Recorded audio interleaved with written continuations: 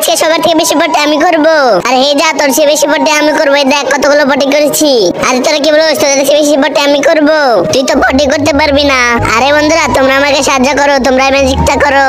তো বন্ধুরা ম্যাজিকটি করার জন্য ফার্স্ট ভিডিওতে লাইক করো, এরপর চ্যানেলকে সাবস্ক্রাইব করো, এরপর রিমিক্সে ক্লিক করে ইউজি সাউন্ডে ক্লিক করলে তোমরা এরকম ম্যাজিক করতে পারবে।